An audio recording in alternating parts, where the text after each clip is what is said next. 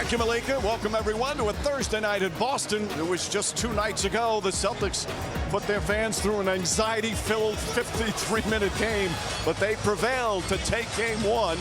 Now the fans hoping they'll take Game 2. And now it's up to the Pacers to respond like they've had so many times in these playoffs. As we welcome you to NBA Courtside, presented by Pronamel. And then there were 4. In the East, the home team won Game 1. Last night in the West, the road team the victory is Dallas winning in Minneapolis. And good evening, everyone. Along with J.J. Redick and Doris Burke, Mike Breen on hand, Lisa Salters with us as well. Welcome to Game 2. Game 1 had a little bit of everything. They had a comeback, they had a collapse, and they needed an extra period before the game was decided. Doris, let's start with the Pacers. That was a crushing loss. But this team, the reason they're still playing is because they're so resilient. And if they look back at Game 1, they did a lot of great things. There were only 2 brief stretches where they struggled and showed their youth. To start the game in the final 5 minutes and 30 seconds. In between, they had the Boston Celtics' attention, and rightly so. And we'll begin with their 24-year-old point guard, who is dynamic and relentless with his movement. You think he gives up the basketball, your job is over? Oh, no, sir. He's going to relocate into 3. He's a dynamic passer, and the ball's going to fly around. In the first half, their sweet shooting big Miles Turner was 7 for 10. And then Pascal Siakam in the second half, Mike, gets to the middle of the floor in pick and roll and proved every bit the calm shot-making force they need him to be. 7 different guys were in double digits. They force you to pay great attention on the defensive end for the full 24 seconds. Well, with more on the Pacers, let's check in for the first time tonight with Lisa Salters. Hey, Lisa. Hey, Mike. Well, everyone is curious to see how this young Pacers team will respond tonight, knowing that they let Game 1 get away. And Tyrese Halliburton said, yeah, we were disappointed on Tuesday. But once we watched the film, he said, we actually came away encouraged and confident, knowing that we can play with this team and that we deserve to be here. Halliburton said their takeaway from Game 1, we were the better team for 47 minutes and 50 seconds. He said we were in control. We should have won the game, but we didn't. Halliburton said the one thing he has learned throughout these playoffs is that you have to have a short memory. And the key to bouncing back tonight, he said, is coming out with energy. And once again, taking it one possession at a time. Mike. All right, thank you, Lisa. Meanwhile, for Boston, their mantra all season long has been whatever it takes. JJ, it took a lot to get the win in Game 1. Not exactly the way they probably wanted it to go, but they got the job done. They got the job done because of Jason Tatum and Jaylen Brown. They led the way, particularly when the game was on the line. The Celtics forced a turnover with under 10 seconds, had a chance to send it to overtime. Jaylen Brown took advantage with a ridiculously tough shot. And then in the extra period, it was all Jason Tatum. He did a ton of damage throughout the game, in the paint, getting to the free throw line. And then when the Celtics needed a dagger, they went to their 2-man action with Derek White and Jason Tatum stepping behind the line, a little shot fake side step, knocking it down. Jason Tatum and Jaylen Brown now have 16 playoff games together where they scored 25 or more each.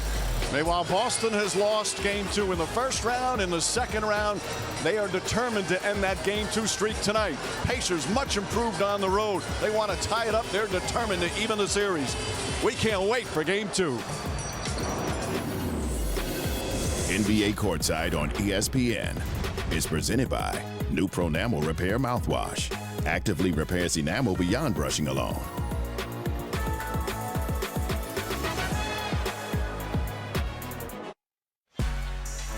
Thank you, Malika. Another beautiful night in New England and hoping for another night of great playoff basketball. As it's time for Who's Enjoying the Limelight, brought to you by Corona Extra. Game 1 saw the Pacers on the verge of an inspiring victory, but turnovers in the final seconds changed everything and opened the door for the Celtics to force overtime, where Boston showed their big game experience to avoid the upset and accept the kudos for the Game 1 win. Now it's time to move on. Game 2 is next. The NBA Eastern Conference Finals, presented by AT&T, are brought to you by Google Pixel, the only phone engineered by Google.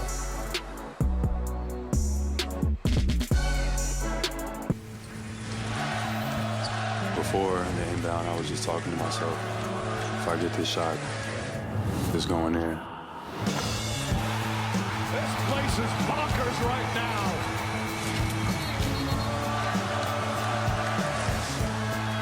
You just got to manage your emotions of the game. A thriller here in game one.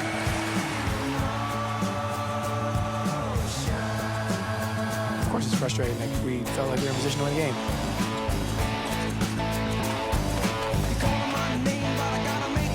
The Celtics survive in overtime.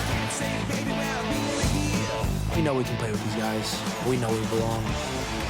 We'll respond the right way. We got to match the intensity if we want to win the series. Welcome to the NBA playoffs. It's time now for the Indiana Pacers and the Boston Celtics in the Eastern Conference Finals, presented by AT&T. It certainly was sweet emotion for the Celtics. Not so sure for the Indiana Pacers, but they're ready for game two. Oh, what a gorgeous sunset here in Boston, Massachusetts, and a packed crowd here at the TD Garden. Starting lineups brought to you by Lincoln. And for the Pacers, all 5 starters in double figures. Top 7 did. 3 of the starters had 20-point double-doubles. Meanwhile, for the Boston Celtics, still no Kristaps Porzingis. No update on his return. Al Horford will start once again. All 5 starters scored in double figures in game 1 for the Celtics, including a 36-point game from Jason Tatum.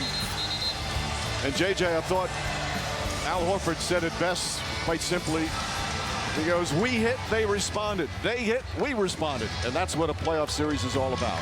Absolutely, and you hope that the Indiana Pacers continue to show the level of resiliency and fight they've had throughout this playoff run. They lost game 1 in the first round, came back to win that. They lost the first 2 games in the previous round, and obviously came back to beat the Knicks. I am so curious about the Celtics defense, because they were talking about it's one thing to know they're fast. It's another to experience how fast the Indiana Pacers play. Can the Boston defense dig in a little bit tonight against a team that just goes for 120 like it's nothing? And the Pacers